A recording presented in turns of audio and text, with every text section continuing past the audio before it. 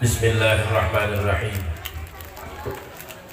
Assalamualaikum warahmatullahi wabarakatuh.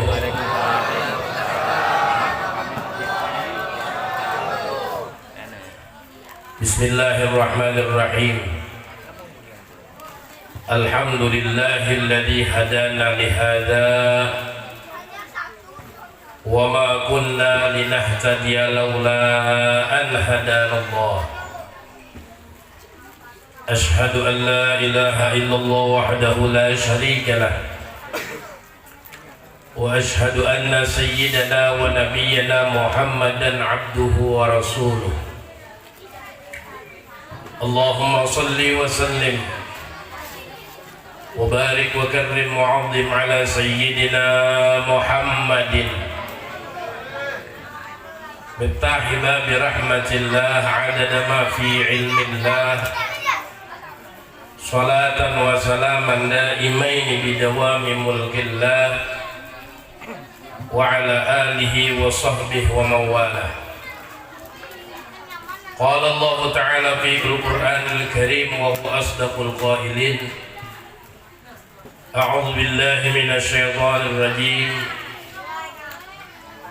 Qul bi fadlillahi wa bi rahmatihi fabidzalika falyafrahu huwa khairum mimma yajma'un.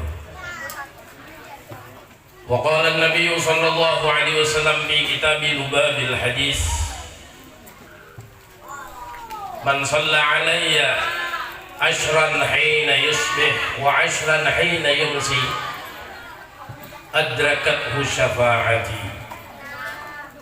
Sadaqallahul azim wa sadaqa rasuluhun nabiyyul karim wa nahnu ala dhalika minas syahidin amma ba'd. Yang sama-sama kita muliakan, yang kita hormati, kita ta'zimi para guru-guru agama. Kita doakan mudah-mudahan guru-guru agama yang ada di wilayah kita ini panjang umur, amin, sehat walafiat, amin, dimudahkan di dalam dakwahnya masing-masing, amin, amin ya rabbal alamin. Kemudian yang kami hormati juga Pak Haji Rambat, alhamdulillah beliau selalu hadir, selalu mensupport kegiatan apapun yang ada di wilayah kita. Kita doakan mudah-mudahan beliau panjang umur, sehat walafiat, amin. Kemudian yang kita muliakan juga Pak Lurah, Pak Babin, Pak Ketua LPMK, Pak RW, Pak RT, seluruh RT, wabil khusus sahibul bait atau sahibul hajat, yaitu Mas Ali Murkono beserta panitia yang lainnya. Kita berdoa kepada Allah di tempat yang mulia ini, dalam acara yang mulia ini. Mari kita semua berdoa kepada Allah, mudah-mudahan kita semua panjang umur, amin, sehat walafiat, apapun niat kita, apapun hajat kita, semuanya dikabul oleh Allah, amin. Para pendosa-pendosa yang berkumpul ini, ya Allah, mudah-mudahan Engkau ampuni semua dosa-dosanya, amin, amin, amin ya rabbal alamin.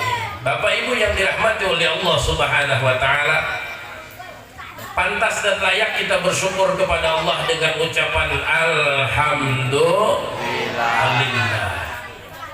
Kita dikumpul oleh Allah Subhanahu wa ta'ala dalam perkumpulan yang insya Allah membawa keberuntungan kepada kita. Kenapa demikian?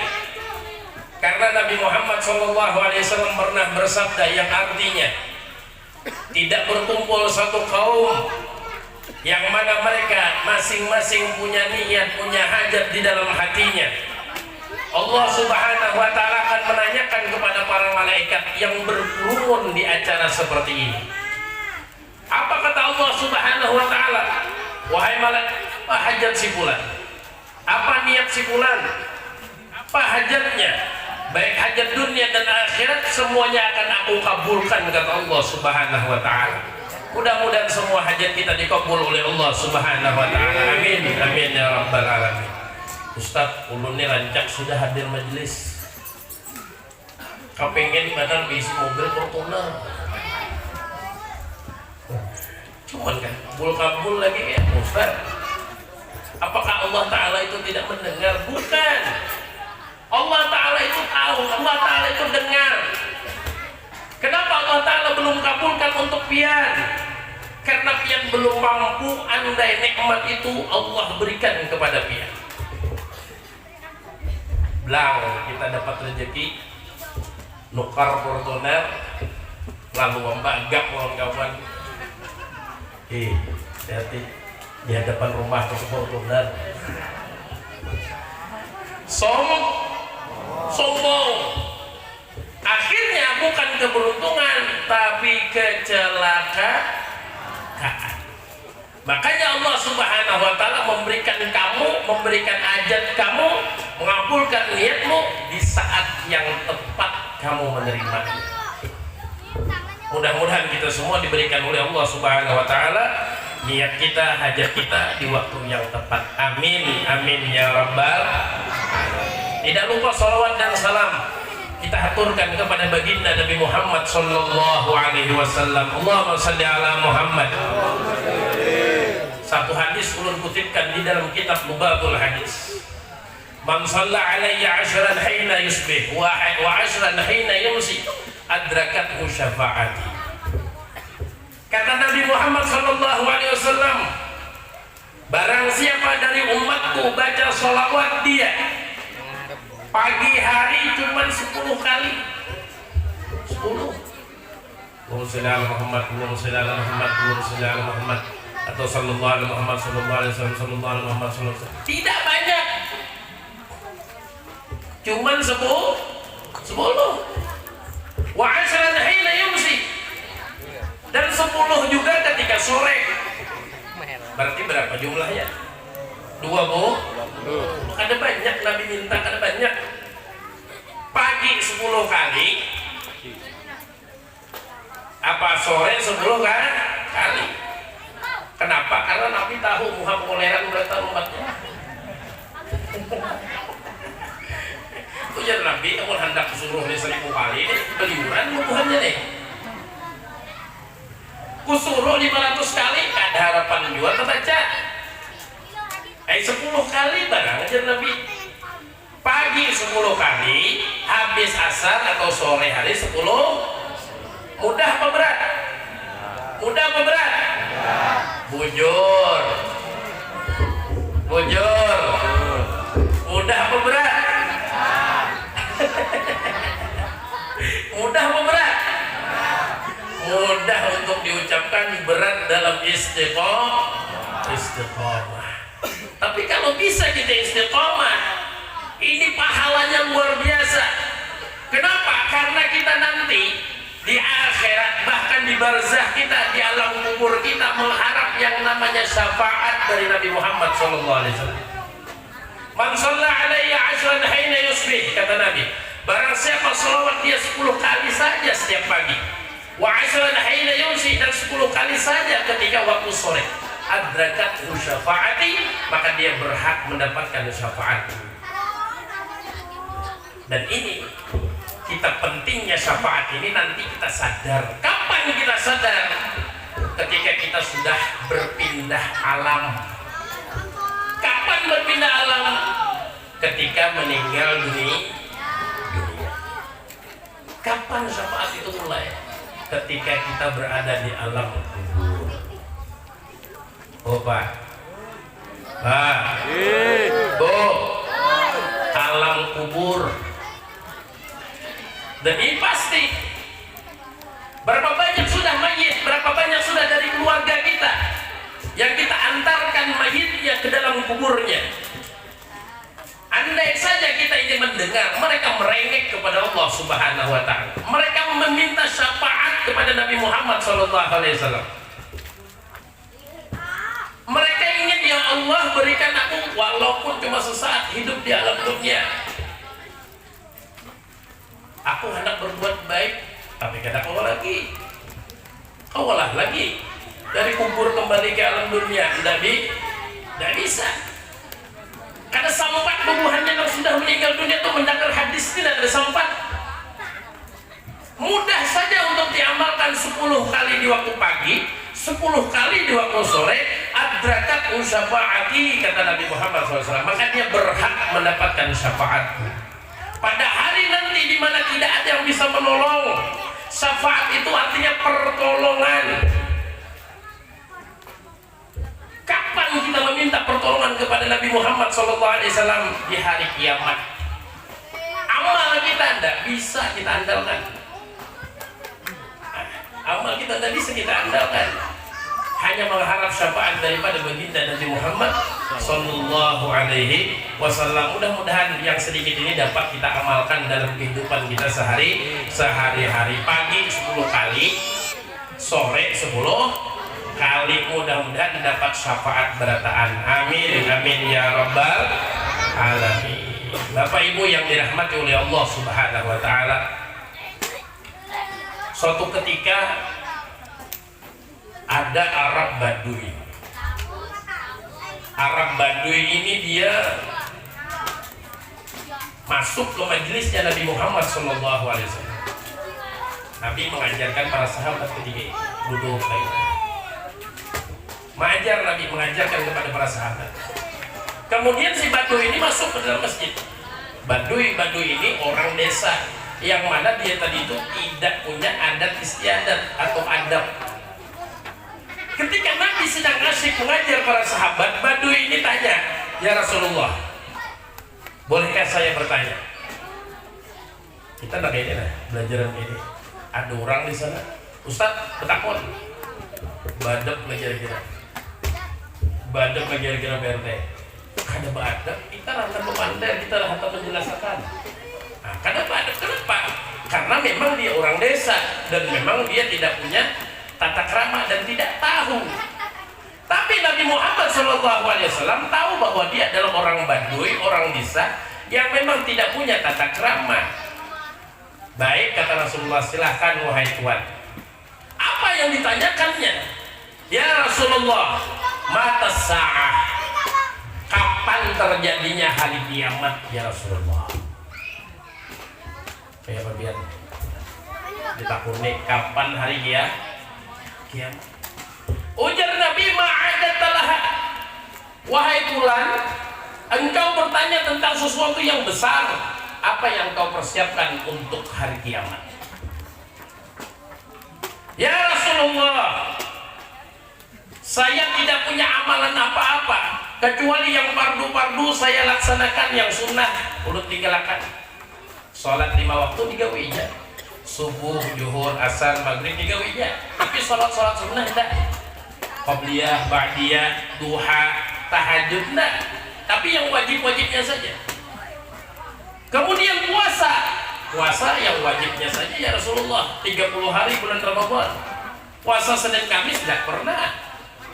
Puasa Muharram 10 Muharram tidak pernah wahai Rasulullah. Puasa Tasu'an tidak pernah. Tidak pernah semuanya. Yang urut kerjakan hanya puasa Ramadan. Artinya apa yang diwajibkan itu yang aku kerjakan, yang sunnah banyak aku tinggalkan wahai Rasulullah. Kemudian Nabi Muhammad SAW bilang, al-mar'u ma'aman ahabba. Kemudian Nabi Muhammad SAW bertanya. Kemudian ini apa namanya? Ini Baduy tadi mengatakan, wahai Rasulullah, yang fardu-fardunya sudah aku kerjakan, yang sunnah banyak aku tinggalkan. Tapi wahai Rasulullah, walakinni uhibbullaha wa uhibbur rasul. Akan tetapi wahai Rasulullah, saksikan bahwa aku adalah orang yang cinta kepada Allah dan cinta kepada engkau, cinta kepada Muhammad Rasulullah SAW. Kemudian Nabi katakan, almar'u ma'aman ahabba. Seseorang nanti akan dikumpulkan dengan orang yang dia cintai.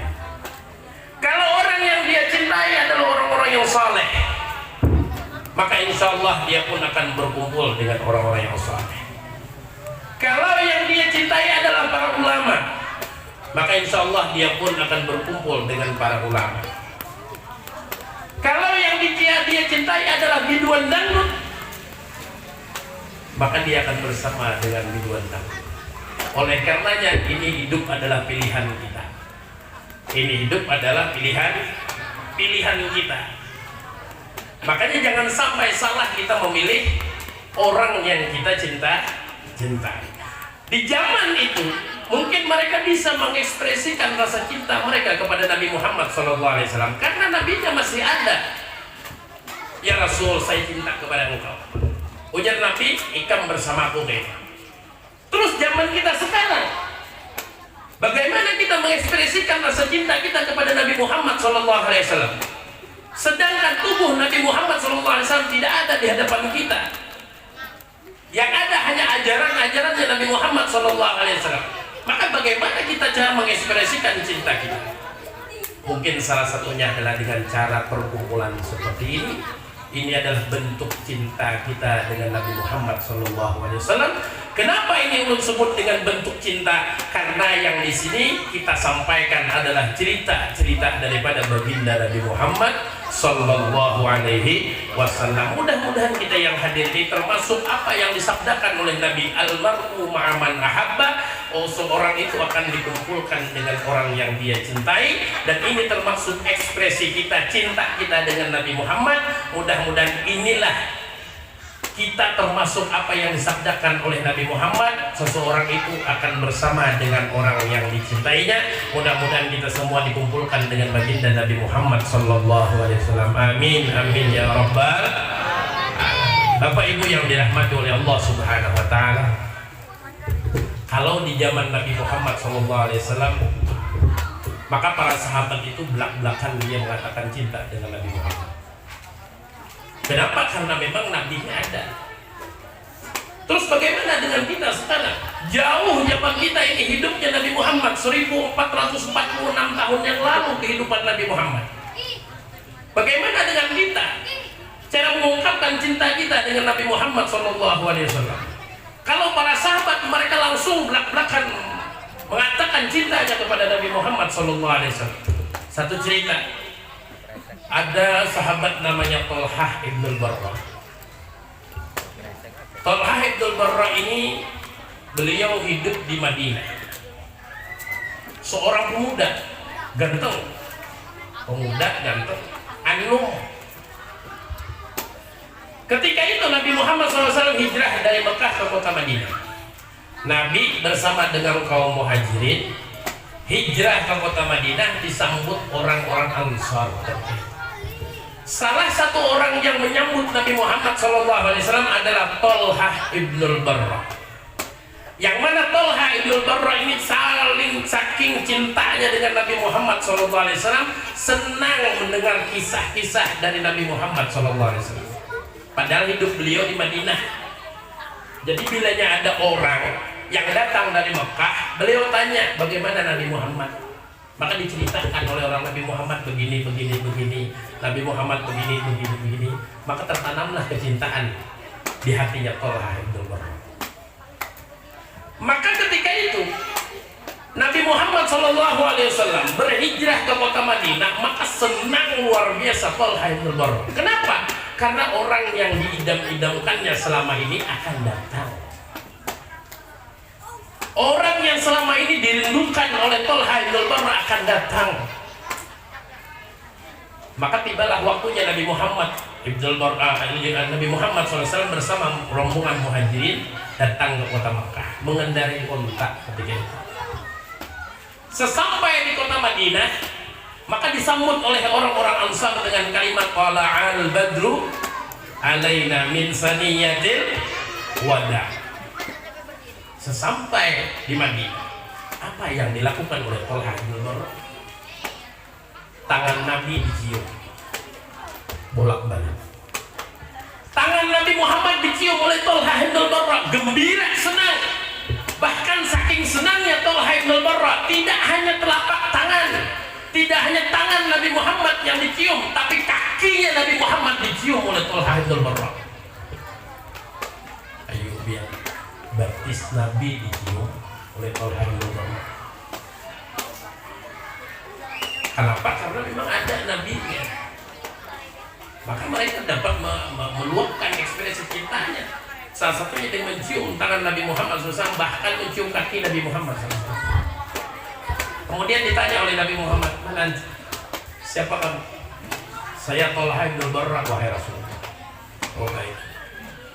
"Wahai Rasulullah, ketahuilah, saya ini termasuk orang yang cinta kepada engkau, bahkan rindu ingin bertemu dengan engkau wahai Rasulullah."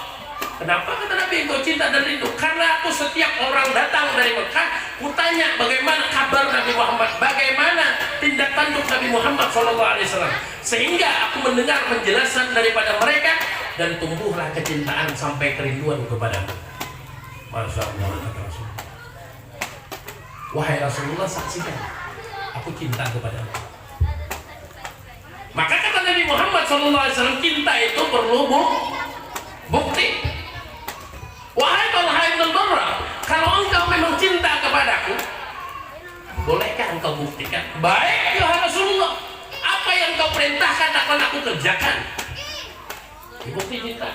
Apa yang kau perintahkan wahai Rasulullah akan aku lakukan. Baik kata Rasulullah, ambil pedang di rumahmu, sembelih ayahmu. Ya apa biar? Kayak apa biar merambat? Banyak. Kayak apa biar melurah? Ada ini nah, ada Nabi di depan dia. Terus dia mengucapkan, "Ya Rasulullah, belum cinta kepada aku." Ujar Nabi perlu bukti cinta itu. "Baik wahai Rasulullah, apapun yang kau perintahkan saya lakukan." Ujar Rasulullah, "Ini misi punya abah, ini sembelih abah." Ya Pak. PRT, ya Pak PRT. Ayo, nah kayak apa biar? Mas Ali, ya Pak Mas Ali. Kira-kira umur biar lo kayak Pak. Andai kata ada tuh kayak apa biar? Nabi, kayak Pak Pras. Enggak mau, nah. Pak Iwan Pak. Tuling sini nah. Maka apa yang terjadi hadirin? Ketika itu Talha bin Barra setelah mendengar apa yang diucapkan, apa yang diperintahkan Rasulullah SAW, "Wahai Talha, ambil pedang sembelih ayahmu." Apa yang dilakukan? Dia ambil pedangnya, dia asah dengan tajam. Nabi lihat, wah Nabi ini serius nih. Basah memang, serang ini basah. Kayak apa biar? Kayak apa biar?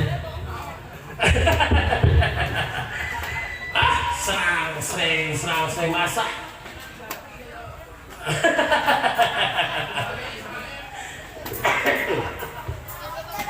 Ujar Nabi Muhammad SAW ketika melihat Talha sedang mengasah barangnya, pedangnya.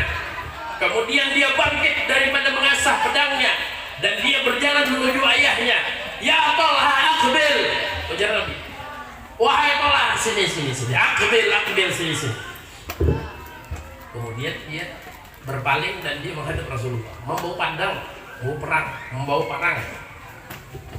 Nggih, wahai Rasulullah. Ada apa wahai Rasulullah? "Wahai Talha, aku sudah mengakui kecintaanmu kepadaku. Karena memang cinta itu perlu bukti.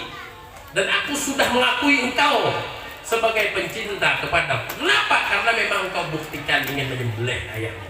Tapi ketahuilah wahai Talha, saya," ujar Nabi Muhammad, "saya Muhammad ibni Abdullah, Rasulullah sallallahu alaihi wasallam, tidak diutus oleh Allah Subhanahu wa taala untuk memutus tali silaturahmi antara ayah dan anak.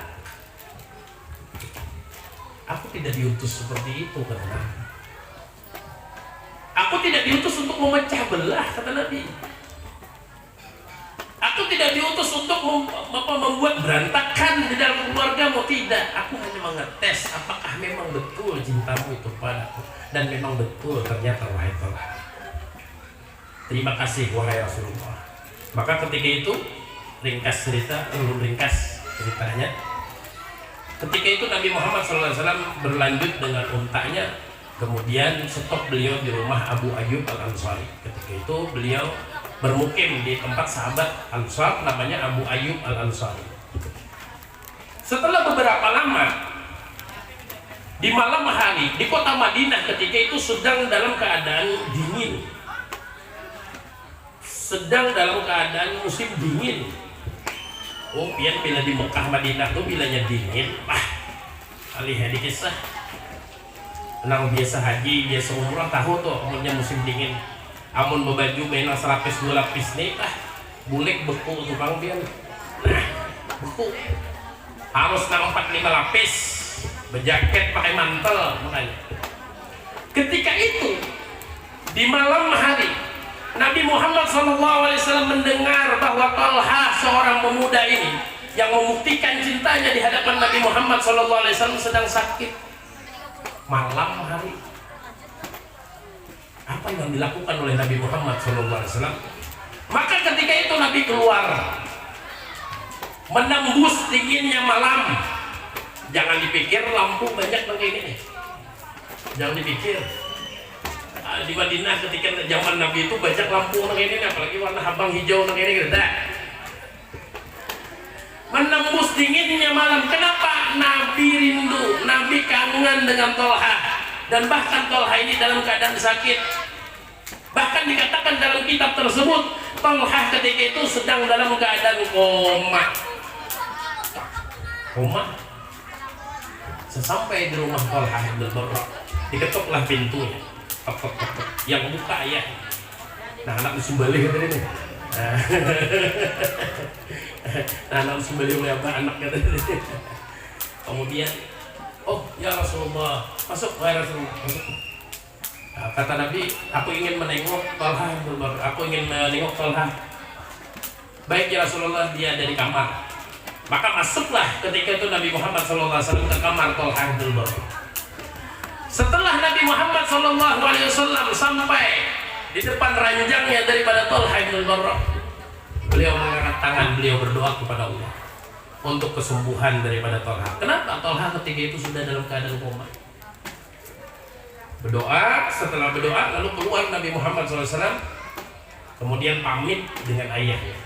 Nah, sesampai di depan pintu, depan luar pintu, Nabi Muhammad katakan, wahai ayah, wahai Barra, ngaran abahnya Barra ngaran, wahai Barra, aku lihat, kata Nabi Muhammad SAW, Talha ini tidak lama lagi akan meninggal dunia. Talha ini aku lihat tidak lama lagi akan meninggal dunia, kata Nabi Muhammad SAW. Maka nanti aku berpesan kepada engkau, wahai abah, wahai ayahnya Talha, apapun yang terjadi dengan Talha, mau pagi kah, siang kah, malam kah dia meninggal dunia, kabari aku, informasikan non aku, kirim utusan non aku, ujar Nabi, beritahu non aku, kadada HP, kadada WA tuh kadada, kamu wah ini nyaman, tinggal WA meninggal nyaman. Zaman Nabi reda. Baik ya Rasulullah. Baik. Kenapa? Karena aku, kata Nabi Muhammad SAW, yang akan memandikan mayatnya. Karena aku yang akan sendiri mengkafaninya. Karena aku yang sendiri yang akan menjadi imam dalam sholatnya. Dan aku sendiri yang akan menurunkan jenazahnya ke alam kuburnya. Saking cintanya Nabi Muhammad SAW kepada Talha. Talha cinta kepada Nabi Muhammad ini memang wajar. Ini suatu kewajiban kita umat cinta dengan Nabi Muhammad. Tapi kalau Nabi Muhammad yang cinta kepadanya, ini hal yang luar biasa. Ringkas cerita, pulang Nabi Muhammad beberapa malam, ternyata siuman ini Talha bin Barra dari koma bangun. Yang ditanyakan dari komanya, dari siuman dari komanya kepada ayahnya, wahai abah, adakah Nabi Muhammad SAW menjengukku? Bukan yang ditanya abahnya, bukan yang dikhawatirkan itu dirinya, bukan, tapi yang ditanyanya adalah Nabi Muhammad SAW. Wahai abah, apakah Nabi pernah menjengukku ketika aku sakit? Iya wahai Nabi. Nabi mengatakan demikian. Kemudian kata Thalha bin Barra, wahai Abah, andai kata aku ini meninggal di malam hari, aku berpesan kepadamu, jangan sampai kabar ini sampai kepada Nabi Muhammad SAW.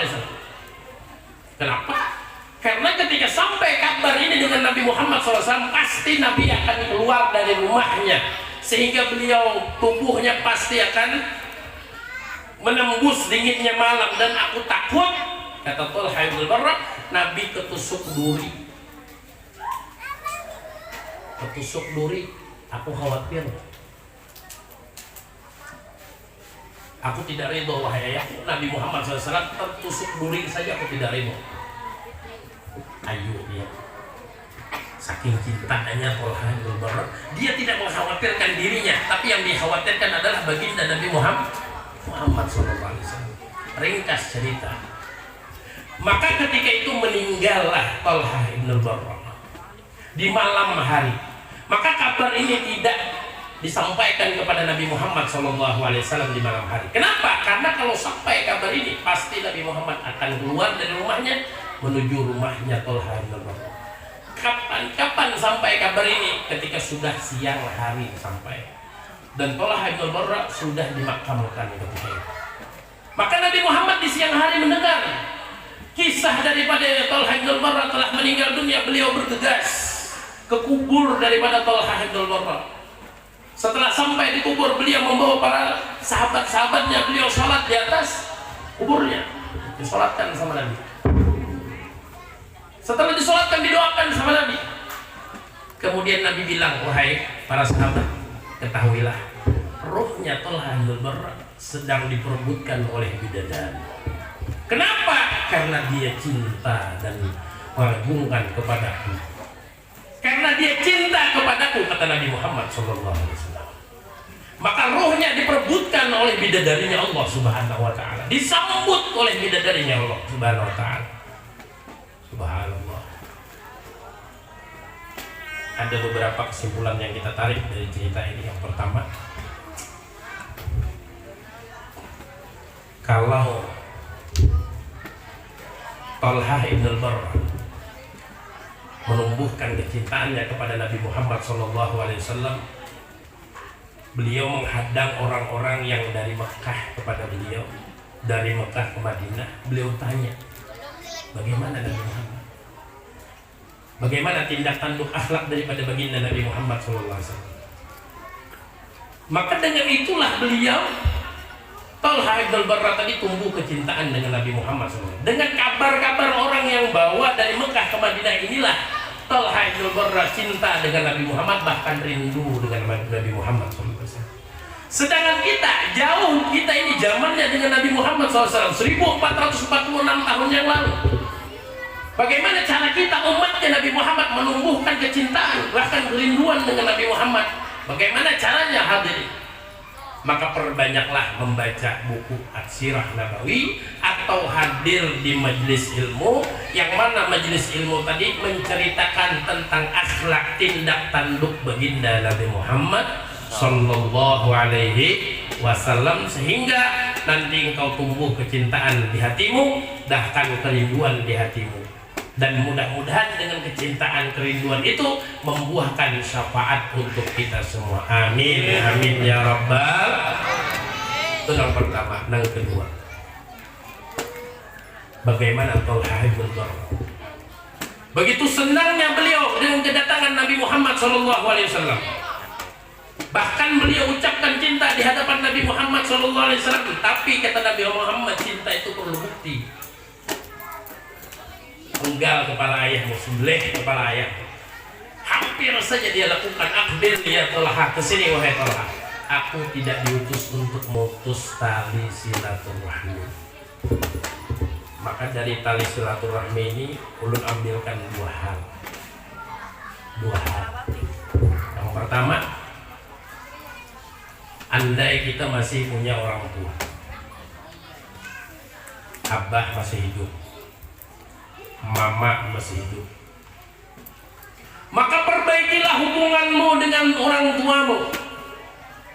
Andai terjadi percekcokan di antara kita, antara abah, mama, kemudian kita anak, maka anggap saja kita yang salah. Walaupun kita benar dalam pandangan kita, tapi anggap saja kita salah di hadapan mereka. Kenapa? Supaya tidak menggoreskan hati mereka. Karena ketika hati mereka tergores, maka arasnya Allah Subhanahu wa Ta'ala itu bergoncang, dan kamu sudah dipastikan menjadi anak yang durhaka. Na'udzubillah. Maka yang pertama, perbaikilah hubungan dengan orang tuamu. Cium tangan mereka sebelum engkau tidak bisa lagi mencium tangan mereka. Cium pipi mereka sebelum engkau tidak bisa lagi mencium pipi mereka. Cium dahi mereka sebelum engkau tidak bisa lagi mencium dahi mereka. Peluk tubuh mereka sebelum engkau tidak bisa lagi memeluk tubuh mereka. Oleh karena itu hadirin, ayo perbaiki hubunganmu dengan orang tuamu, maka insya Allah itu adalah simbol ridhonya Allah Subhanahu wa Ta'ala. Ridullah fi ridal walidain wa suhtullah fi suhtil walidain, kata Nabi. Ridhonya Allah itu engkau bisa lihat di mana ketika orang tuamu ridho kepada, dan murkanya Allah dapat engkau lihat ketika orang tuamu pun murka kepada. Oleh karena itu hadirin, ayo perbaiki tali silaturahmi dengan orang tua. Yang kedua, aku tidak diutus kata Nabi untuk membuat perpecahan. Apapun partaimu, apapun warna partaimu, siapapun yang kau dukung calon bupatimu, mau itu si A, si B, si C, perbedaan itu biasa saja. Perbedaan itu adalah hal yang wajar. Maka jangan sampai dengan adanya pesta politik ini yang dulunya baik dengan tetangga, maka menjadi pecah belah. Maka di mana pertemanan kita? Dari sejak kecil, mungkin dari sejak kita diam di sini berapa puluh tahun Mas Alif? Di sini 10 adalah lebih 12 tahun. Mas Ali lawan Pak RT. Contoh. Mas Ali mendukung si A, Pak RT mendukung si B. Akhirnya gontok-gontokan, maka terpecahlah tali silaturahim. Sedangkan aku, kata Nabi Muhammad SAW, tidak diutus untuk memecah belah. Maka kemana pertemanan kita yang dari sejak kecil sampai mungkin rambutnya beruban? Mana pertemanan kita dari sejak kita mungkin di sini makan bareng, kemudian berteman bareng, tapi ketika datang tahun 2024 bulan November, tidak tahu menahu, bahkan saling sikut. Maka di mana letak pertemanan kita yang dulu kita rajin? Maka kita dibungulinya, lucu jadinya, lucu. Silahkan berbeda wahai saudaraku, silahkan engkau berbeda pilihan, aku pun pilihanku masing-masing, engkau pilihanmu masing-masing, tapi kita tetap diikat dalam persaudaraan kalimat la ilaha illallah. Oleh karenanya jangan sampai kita berpecah belah. Silahkan beda pilihan, tapi jangan sampai kita berpecah belah. Terakhir, bagaimana si Talha bin Ubaidillah ketika Nabi Muhammad SAW datang ke kota Madinah, beliau cium tangan, bahkan kakinya Nabi Muhammad dicium oleh Talha bin Ubaidillah. Kita ambil hikmah di sini. Kita punya orang tua. Kalau mencium tangan orang tua itu wajar dan hal yang biasa. Namun pernahkah di dalam hidup kita mencium kaki orang tua kita? Oh Pak,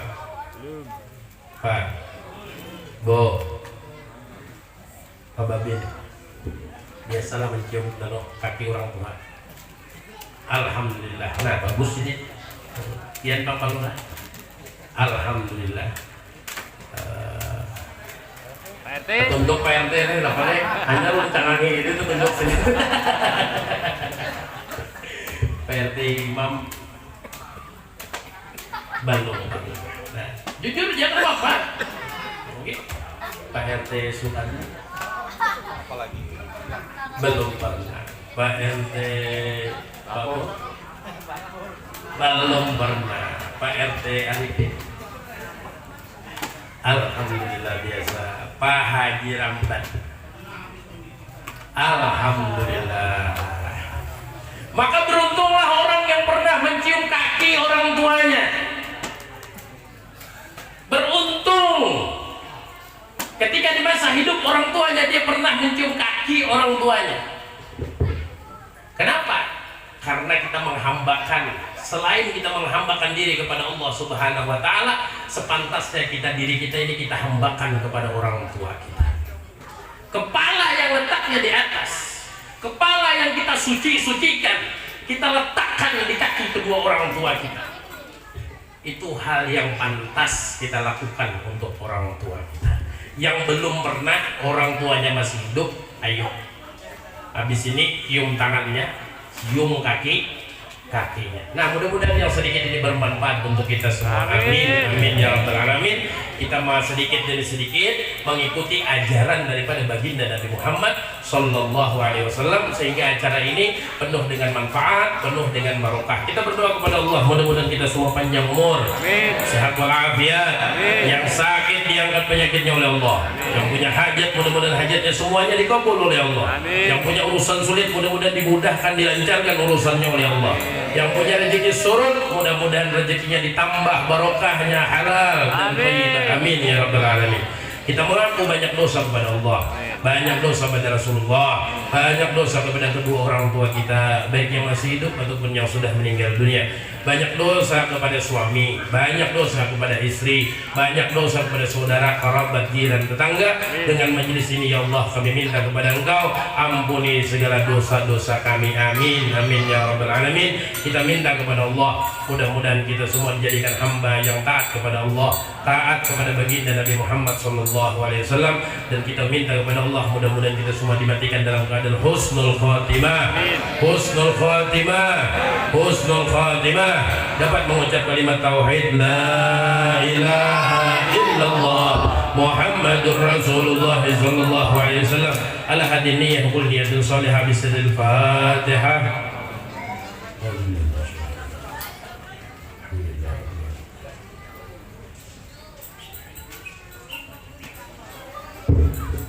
Amin ya Allah. Bismillahirrahmanirrahim. Alhamdulillahirabbil alamin wassalatu wassalamu ala asyrafil anbiya'i wal mursalin sayyidina Maulana Muhammad wa ala alihi wa sahbihi ajma'in. Allahumma ighfir lana dhunubana wa liwalidina warhamhuma kama rabbana shighara wa li jami'il mu'minin wal mu'minat wal muslimin wal muslimat al-ahya'i minhum wal amwat bi rahmatika ya arhamar rahimin. Allahumma la tada' lana fi maqamina hadha dhanban illa ghafarta wa la hamman illa farajta wa la 'ayban illa satarta ولا حاجة من حوائج الدنيا والآخرة إلا قضيتها ويسرتها يا الله يا الله يا الله يا أرحم الراحمين. ربنا تقبل منا إنك أنت السميع العليم وتب علينا إنك أنت التواب الرحيم. اللهم إنا نسألك حسن الخاتمة ونعوذ بك من سوء الخاتمة. ربنا آتنا في الدنيا حسنة وفي الآخرة حسنة وقنا عذاب النار. بفضل سبحان ربك رب العزة عما يصفون وسلام على المرسلين والحمد لله رب العالمين. Al-Fakir, minta ampun, minta maaf, minta halal, minta ridha. Apabila ada salah kata tolong dimaafkan. Assalamualaikum warahmatullahi wabarakatuh.